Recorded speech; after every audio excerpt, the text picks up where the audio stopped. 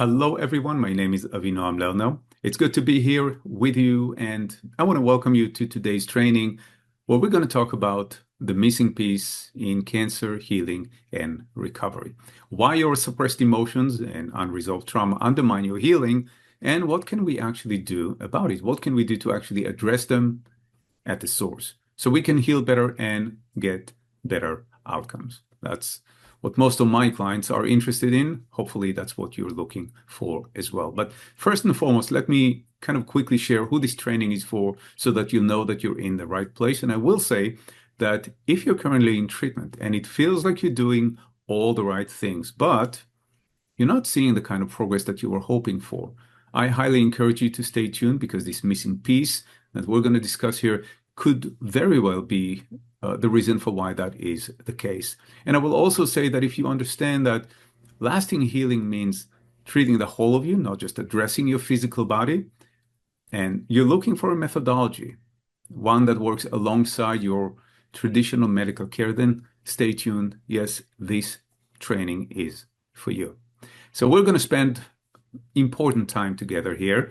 My goal is very simple. It is to simply demystify the healing process so you can fully understand not just the steps you need to take to support your healing and recovery, but understand the science, the scientific premise behind it, and the mechanism by which this kind of healing, the healing you desire, is attainable, because that will give you a great deal of confidence in your ability to do this kind of work, to heal and overcome this illness. More specifically, we're going to talk about three main things. We'll start with the challenge, which is why our stress, suppressed emotions, and unresolved trauma fuel this illness that we're dealing with, and why these kind of patterns, why they inhibit our body's ability to heal. So that's the challenge. Then we're going to talk about the remedy, if you will. We're going to talk about why the subconscious mind is the key to resolving these challenges, these patterns, if you will, and improving the efficacy of our medical treatment. And last but not least, we're going to talk about the implementation.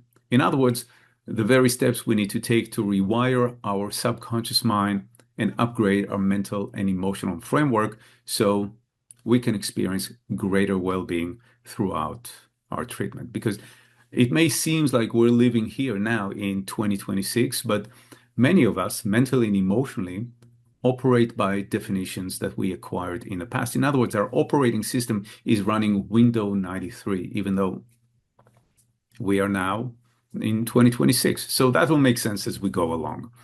But to talk about all the things we need to talk about in a responsible way, we do need some ground rules. We need to be on the same page. So let me say this.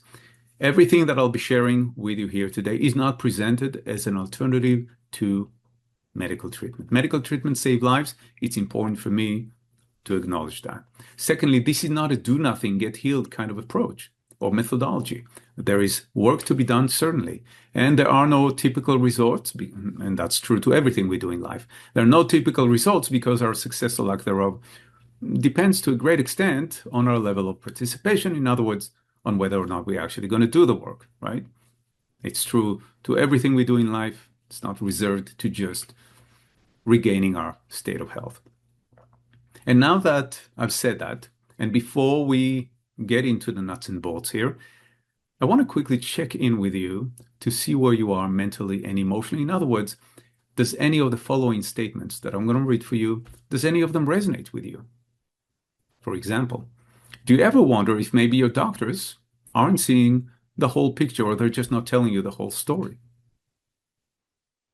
Do you ever feel like you're just passively submitting your body to treatment, just letting doctors do things to your body with no real say or control over your own experience? Do you feel deep down that there has to be some kind of a link between this illness, this cancer, and the tough times that you've been through in your life, but you have no idea what to do about it? And the reason I'm asking these questions is because if any of these statements sound like you or resonate with you, what I want you to know is that these are just symptoms. These are the symptoms of this missing piece that we're going to talk about. They're not the problem, or they're not the real issue. The real problem is that you have not yet learned to actively engage your subconscious mind, which is your body's operating system. And we'll talk about what that actually means in just a second. But for right now, I want you to understand this. When you learn how to engage your subconscious mind methodically, properly, then things will begin to change in real time for the better, which in some way will mean that you'll wake up feeling more confident about your ability to heal because you'll understand or you will know that your mind and your body are working together rather than engaging in a conflict. It can mean that you'll notice a meaningful shift in how your body responds to treatment with fewer side effects, faster recovery rate between sessions. I know that's the case for many of my clients, and you'll have more agency.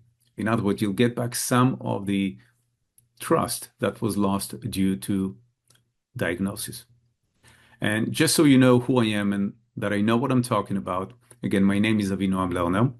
I am a cancer and trauma recovery coach, holistic therapist, a published author, a TEDx speaker, and I've been doing this kind of work. I've been helping cancer patients and survivors maximize the efficacy of their medical treatment for 25 years now, a long time.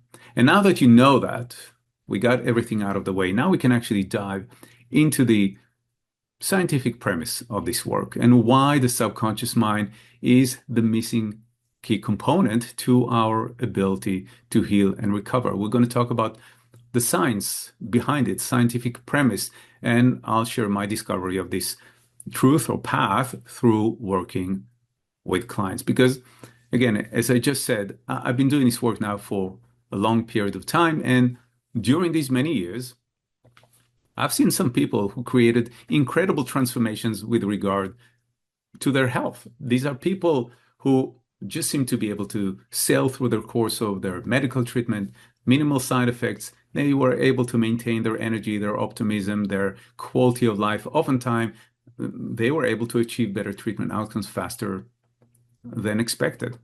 Now, to be fair, I've also seen many others who had a very different experience, right? Others who suffered unnecessarily, who struggled to even complete their treatment regimen, which lessened their odds of recovery. And even after their treatment ended, deemed successful, right? Defined as successful, they were no longer no evidence of cancer. They still lived in constant fear and anxiety of recurrence. So that obviously is not what we want. So over time, as I began to really study those people we call exceptional patients, those patients who did very well, who fared better on every marker, and learned about the scientific premise behind this phenomenon, the science of psychoneuroimmunology, it all started making sense. And if it's helpful, psychoneuroimmunology, it's a big word, you can certainly search it, but it's a field of scientific study that came about in the 90s, 70s from the University of Rochester in New York. And it outlined, mapped for the first time these pathways of how the mind, the non-physical part of who we are, affect the organic tissue, more specifically our biology and immune system. So we're going to talk about that in just a second. But when you read this science, it became very clear to me that there are four specific things that these people we call exceptional patients, that they were doing differently to get different and better results. And most of the time, they weren't even really aware that they were doing anything different, which certainly surprised me. In other words, they were unconsciously competent, and we want to become very consciously competent. We want to be able to predict, to methodically apply the method so that we can get tangible results. What I found really profound was that things began to change for the better with my clients when I incorporated these four shifts, I call them shifts, into my practice and formalized them or turned them into a formal practice, which I call mindful remission. And mindful remission, kind of in a nutshell, we use the mind as the access point. In other words, we use our thoughts, beliefs, perceptions, the subconscious mind to signal the brain to communicate better information to our immune system via the central nervous system. That's the pathway that psychoneuroimmunology shed light on and proved to be at work here. So we can use this pathway to trigger the healing response instead of the stress response. And we'll talk about how to do just that in just a moment. But the change I'm kind of referring to with regard to my clients was a significant improvement in their ability to respond to their medical treatment and to heal, and not just physically. I mean, mentally and emotionally, they were calmer, they were more confident, they were more resilient, as if something within them kind of clicked back into place. And I hear it from clients again and again. Something clicked back into place, even though they were obviously still going through treatment. And that kind of surprised me. Okay, well, let's get started. Let's dive into shift number one, because again, I want you to get to the nuts and bolts here. Shift number one, which states that you can't fight cancer when you're fighting yourself, is a very important shift. What it essentially means is that you can't maintain an internal negative environment, mentally and emotionally, and expect your body to thrive. Hopefully, this makes perfect sense to you, at least intuitively. You're not just a physical body. Yes, of course, you live in a physical body. We all do. But you also have other dimensions to you as well. You have mental dimension, emotional dimension, spiritual dimension. And this kind of shift, in a way, shift number one is part of the reason why we haven't really won the war on cancer, if you will. We haven't cured cancer, despite of the endless amount of resources and years of research. And the point is that we haven't been able to address cancer fully because most treatments only treat the physical body and not the person living within this physical body. Okay, medical treatment is extremely important, but it only works on the physical manifestation of cancer, in other words, the tumor, when we should be treating really the whole person. Now, intuitively, we know this, but what this actually means to you is that any approach to healing, to recovery that you're going to take, it needs to address all of you, not just your physical dimension. Otherwise, it's just plain incomplete. Now, the fact is that 70 to 90% of all illnesses, including cancer, are aggravated by stress and emotional trauma. We know this to be true. Research, it's black and white. And that means that the more stress you're under, the more unresolved emotional trauma you carry, the more these kind of aspects and underlying patterns actually fuel the illness. Does that make sense? And here is why that actually happens. When we are under stress, our body produces a massive amount of a substance called cortisol. Now, that's the body's stress hormone. Prolonged exposure to cortisol, because a little bit is fine, it's what we need to do in life to have some resistance and work through. So a little bit is fine, but prolonged exposure to this stress hormone, and we know this again through research, actually suppresses the functioning of our immune system. And it shuts down or diminishes the effectiveness or the power of natural killer cells, which are cells that whose job is to identify and destroy the tumor and the cancer cells that we want them to, or that we need to, in order to heal.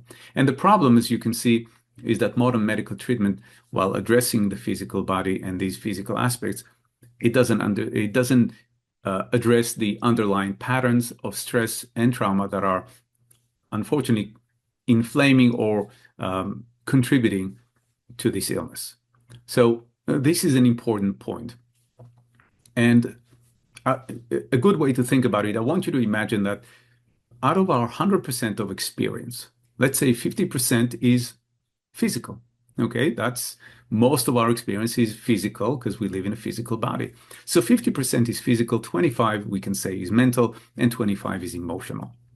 Now, your numbers can be slightly different, but even if we just, and that's what I want you to consider, even if we just address the 25%, either mental or emotional, if we resolve these 25%, wouldn't you want to increase your odds of healing and recovery by 25%? Of course you would. I know any one of my clients does. So So that's what the first shift is all about. It's about treating cancer not as a local event within the physical body, treating it not as a particular failure of an organ or part of the body, but rather as a whole person event. In other words, we need to treat the whole person. Okay, so that's what the first shift is about. Let's talk about how to do that and what we need to address here. So let's talk about the second shift, which is we need to understand how our illness thought patterns are being formed so that we can resolve them.